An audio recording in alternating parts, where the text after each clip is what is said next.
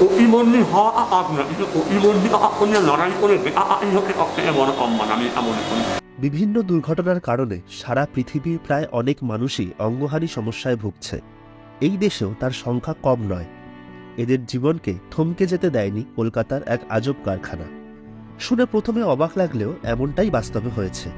হেলায় উড়িয়ে দিয়েছে সমস্ত প্রতিবন্ধকতাকে।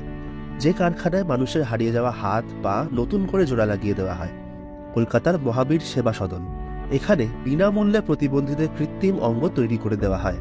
আর মহাবীর সেবা সদনের সঙ্গে কাঁধ মিলিয়ে কাজ করছেন বালির প্রিয়রঞ্জন সরকার, একজন সমাজকর্মী।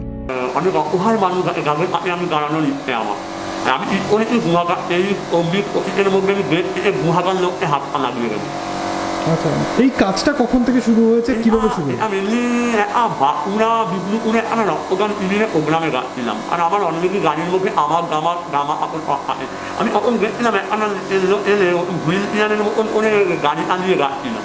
আমার খেতে খুব কষ্ট হলো, আর পা নেই। আমি চেনাকে বললাম আমি একটু হেল্প করতে গেলাম। তখন লোকটা আমাকে বললো, দাদা আপনি যখন আমাকে হেল্পই করবেন আমাকে একটা পা লাগিয়ে দেবেন, তাহলে আমি কিছু করে যেতে পারবো। তখনই আমার মাথার মধ্যে একটা জিনিস এলো, এরকম অনেক মানুষ আছে না যারা নিজের জীবন দিয়ে ভাবতে চেষ্টা করে বা ভাবতে আয় বা নিজে কিছু করবো বা কিছু আবাবো, এরকম একটা ইয়ে। তখন আমার মাথায় ঢুকলো এদের জন্য আমি কিছু করবো বা কিছু ভাববো। আর এই মানুষগুলো এই উপকার দেওয়ার জন্য, এই মানুষগুলো বেনিফিট দেওয়ার জন্য আমরা একটা ভাগ্যবান গাড়ি বানিয়েছি। আমার এই ভাগ্যবান গাড়িটা মানবতার গাড়ি হবে। এই মানবতার গাড়ি প্রতিটা গ্রামে গ্রামে গিয়ে প্রতিটা গ্রামের যে 5টা 10টা করে যে পেটেন্ট থাকবে, এই সব পেটেন্টগুলোকে আমরা মাপ নিয়ে ওই দিন ইনস্ট্যান্ট একদিনের মধ্যে লাগিয়ে দিয়ে ওই গাড়ি রাত্রিবেলা ব্যাক করবে। একজন মা এসেছিল, আর মাকে লাগিয়ে দেওয়ার পর যখন আমি নমস্কার করলাম তখন আমাকে মা নমস্কার করতে দিচ্ছিল না। তখন আমি মাকে বললাম, মা আমি আপনার পায়ে নমস্কার করে দেখাতে চাইছি যে আপনি তো এতদিন তো এক পায়ে হেঁটেন, আমি 2 পায়ে আপনাকে নমস্কার করছি। আপনার বলার পর উনি আমার এক পায়ে বললো, বাবা তোমার মতন মনু এরকম হাজার হাজার জন্মাক, তোমার যে মা তোমাকে জন্ম দিয়েছে এ মাকে আমার মন প্রণাম।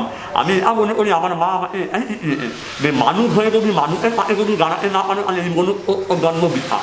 ওইটাও আমায় কিন্তু এই ভালোবাসায় সম্মান মা এই একটা মানুষের ওদের জল লাগানোর পর একটা মানুষের পা নিয়ে আর একটা নতুন পা দিয়ে আর পায়ে নমস্কার করা আর আনন্দ আসে আর পিল বের হয় এই একমাত্র মুখে মানে।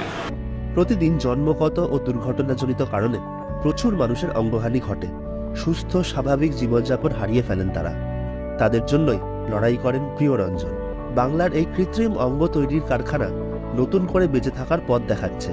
কর্মসংস্থানের পাশাপাশি নতুন করে বাঁচার স্বপ্ন দেখায় এই আজব কারখানা।